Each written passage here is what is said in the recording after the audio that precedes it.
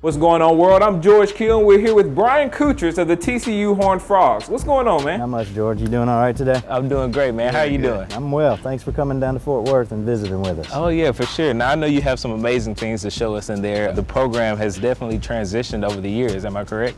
That's the great thing about winning and moving from conference to conference and moving up and getting into a Power 5 in the Big 12. Right, and tell us, how long have you been doing this? I've been in the equipment profession. Started as a student 1991. Once I graduated, went to Indiana University and progressed to the University of Cincinnati, to Marshall University, and from there got into some administration, and then still in love with the profession, came back to it and been in it after about a 5-year hiatus.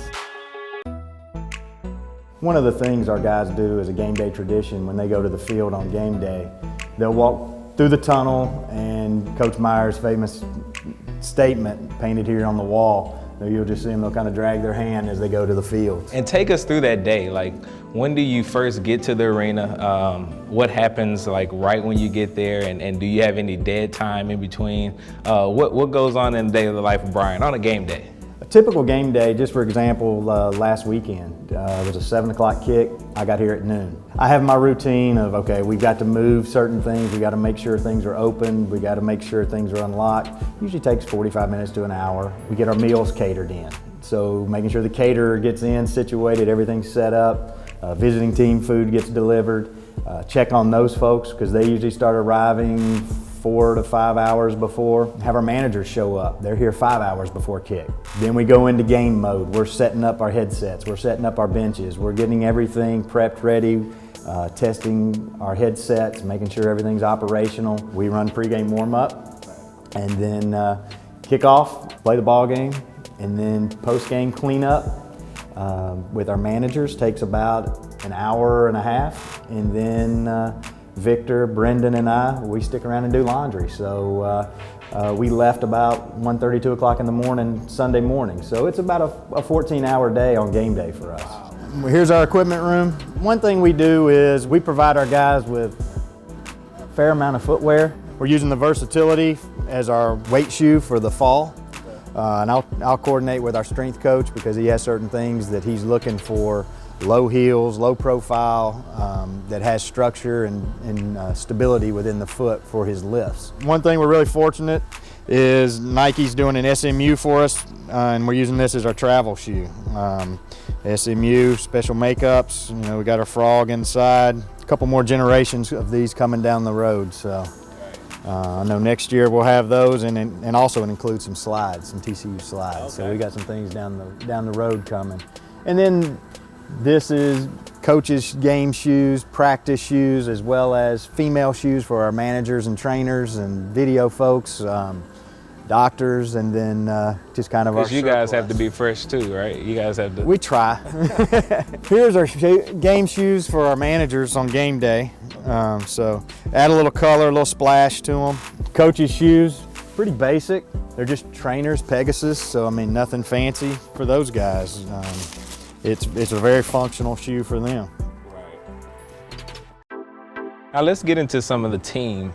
Who would you say is the biggest sneaker guy on the team?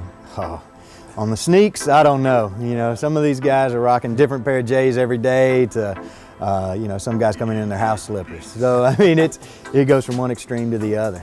Now, Brian, we saw the travel shoe, but let's get into what's happening on the field, actually, as far as the shoes. Cleated footwear obviously is the name of the game for us. Kids want lightweight, they want sleek, they want low profile, even the big guys. And that's one thing Nike is really working on, and we're very fortunate to be involved with a lot of their footwear development and testing for them. So right now we've been testing over the summer some lineman shoes.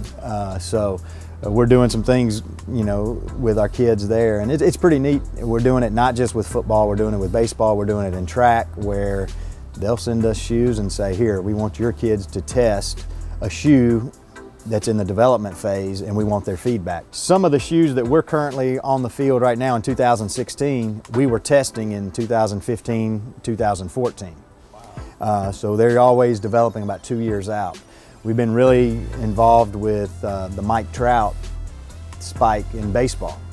And so our baseball players have been wearing and testing the Trouts for the last 3 years. Track will come in, they're developing things. I know they did some testing a couple years ago in preparations for Rio and the Olympics and the trials. So that's one thing we're fortunate about here at TCU, and again, it reflects our relationship with Nike. Nike's been very good for us, and we've had a great relationship and partnership with those folks. So now take us through these. I already noticed the metallic purple bottom. What are these? That's the Untouchable 2. That's, again, they've added colorways and some flash and pop this year, and so we were really fortunate. We were able to wear those in our bowl game this past season. They seeded to several schools, and we were able to get that and get it on the field during the bowl game, and then it came in line for the fall this year. Then we've got our Speed 2s. Again, this is one of those that kind of adds some flash with the speed lines and everything going on it. It gives it a good look there. And then the Untouchable Pro, same thing, kind of speed lines in a little different way, a little more colorway, a little more purple. But it's a great look when we wear our purple jerseys and white pants. It really pops. Instead of, in the past, it had been white-black. Right. And so it looked good, but now it really stands out and blends head to toe between your helmet, your jersey, your gloves, your pants, socks, and shoes. Everything's tied in now. What's the player's favorite?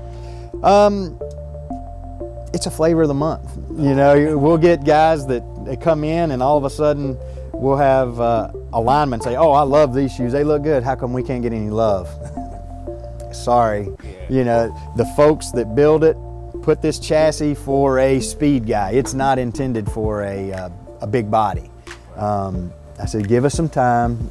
They're going to show you guys some love here in the near future. They're developing some things. They're coming up with some stuff that you guys are going to really like. The purple and black colorways, again, same shoe, two different, completely different looks. Same thing with the Untouchable 2. Doesn't have the metallic bottom, but it's still a clean look. The Alpha series, been in the line for a couple years. They're on a 2-year rotation, so they'll come out in 17. Moving on to our gloves, that's obviously a key component. We're using 4 main types of gloves. We've got a knit glove, but real lightweight, very breathable. It's almost a mesh. The guys really love that, especially our speed guys. It doesn't retain a lot of moisture. They don't stay real wet, so that's been a positive right there with these. Our Vapor Carbon glove, still you got your frog skin, you got your TCU interlock. We've got 4 different colors, so it's popping. Then we're doing a super bad, again TCU interlock, but here we've got just a really fine, light padded, and that's what a lot of our big skill guys are wearing. And then our big guys, all the added protection between the palm protection and then on their knuckles and fingers. Those guys are in the trenches getting beat up and punching and everything like that. So. Now, Brian, what if these designs were presented to you in '95? In 1995, the head coach that I worked for didn't believe in gloves. So where I was at that time as a student, it would have been non-existent. But through the evolution, in the NFL and college side of things, started as batting gloves, little stick them on there and kind of give a little tack to the palm, and then again, it's just constant evolution with everything. And then you started getting into team colors, and then it went to the NCAA saying, all right, team colors have gotten out of control, everybody's all gray. And then they pulled off of that and allowing colors again. So it's nice that manufacturers are able to do that for us again. Okay, Victor, tell us what you do for the TCU Horned Frogs. I'm one of the assistant equipment managers here at TCU. This is year number 3 for me. I assist Brian Kutras, our head equipment guy, on day-to-day operations with the football team. We currently have 6 helmets, 1 practice helmet. These are all practice helmets. Everybody gets a stock purple helmet. There's nothing special. It's just a generic purple paint. Probably a $20 paint job on it. Then we go down to the actually different colors. I'll get into kind of pricing, ballpark, what each one's going to cost. But each kid gets a practice helmet and they get 5 game helmets. Okay. So we'll start down here. You asked what my favorite one was. It's going to be this one right here. So it's the gloss white helmet with the purple chrome mask. We've got the purple chrome decals, sides, the backs, and then we even have horned frogs on the chin straps. So that's kind of my favorite one that I've got. Okay, and the price one for that? The helmets start about $350. The paint job is probably about a $50 paint job because it's gloss white, pretty simple. Decals are anywhere from $10 a set. The cage is probably about a $50 cage because it's purple chrome. Okay. So you're probably looking at about a $500 helmet right here. So, and from now it's going to go up. Yeah. Prices are going to go up substantially on these. And these are all ballpark figures, so please don't quote me as, hey, Vic's saying the helmets are, no, they're not there. It's just kind of what we're going. Right. Next is going to be our purple frog skin helmet. Again, the helmet cost is about $350, and then they start, basically what they do is they kind of wrap it and dip it in this frog skin. Now we put the decals on and the stripes on, but it comes from the manufacturer with this, as you can see, the kind of the frog skin, the scales, if you want to call it, in there. So this is about a $700 helmet. This one's not fully decaled, but if you want to hold that, that's $1,000 in your hand right there. Wow. And what makes this $1,000? Just the chrome painting, the chrome inlay. Back here we have our player cubbies. So each player has a cubby, which is 8 shelves. Their game helmets, and then their game shoes, their clothing, game pants, practice jerseys, and then we have sweats that we'll issue later, beanies when it gets colder. Everything is dependent on what Coach Patterson decides he wants to wear. Sometimes he'll ask the captain, sometimes it's superstition, mostly it's his decision. This is our purple frog skin game pant. Again, this is kind of something that Nike came up with. It is a fully sublimated pant. So the material already comes dyed with this pattern on it. And they put everything together after that. So they come in drawstrings or belts. The bigger guys will get the belts, the smaller guys get the drawstrings. So then we have the gray version. Again, identical pant, is just in gray. Same frog skin inlay. And then we have our standard black pant with the frog on it. And our last one we're gonna have is our standard white pant, identical to the black, just in white. Frog on just a white pant. And last year we had a lot of compliments. We played Texas. We wore the purple chrome, the gray jersey with the white pant. And that was actually a really good look. I'll just grab a random jersey, random player. Again, purple frog skin. Again, everything is all sublimated. And then the logos here, the Nike swoosh, the numbers are all put on after the fact. Okay. Everything comes from Nike done that way. Nameplates are all tackle twill put on the back as well. So here's the gray jersey I was talking about that we played Texas against, and it was actually a nice look. Some people label it as a camo look, a gray camo. It's technically frog skin. And then our last one is our white one that we have. Again, just a solid, looks really good on the road. When you're in all white, stark white, looks really good. And what's one of the craziest things that's happened with apparel on the field, whether it be a helmet, jersey? We've had anywhere from guy getting held and rips his jersey, and we've got to sit there and sew it up real quick. We have either we try to do it, or our doctor will come with a suture kit and just sew it up real quick on the sideline. Then we have backups, okay. Or then we take it post game and get it fixed ourselves. Okay, we're now here with Brendan Bishop. Brendan, tell us, what do you do for the Horned Frogs? So I'm currently a graduate assistant there in the equipment room. I work with the football team and then also the women's tennis team. So here in the Hall of Fame, we basically, accommodate for all of our 19 sports, showing them a rich history, giving them, what they're gonna be in for their day-to-day, their equipment needs. We're gonna show you that here. And then we'll also show you, like you said, some of the history that we have here at TCU. Each sport, we kind of have all their gear here. We like to, give their traditional look, what they're gonna be, day to day. We're gonna show that here on display so all our fans can see whenever they wanna come check out the Hall of Fame. And then as we migrate over this way, kind of a big ode to the Big 12, kind of when we joined. Obviously you see some pictures here as we work here, kind of some of our more successful seasons with our baseball there in 2014, that when they made it into Omaha, and then again, in 15. So again, we got the Big 12 championship there in the 14 season, the Valero Alamo Bowl game that everybody knows is the comeback, being down 31-0 at halftime, coming back. It was a huge game for that. If we look over here, we kind of just got an ode to 1935 and 1938. Those were the 2 years that won the national championship, so kind of have crystal balls there to accommodate that. We also have memorabilia from, very successful seasons. So we got, throwback LaDainian Tomlinson jersey there. This is another one of my favorite spots, to be honest with you. Just seeing all the professional athletes that have come out of TCU, you know, with Jake Arrieta and his, you know, his 2015 NL Cy Young Award there, and working to obviously everybody, Andy Dalton, and what he did with TCU, you know, and then to where he's at the Bengals now.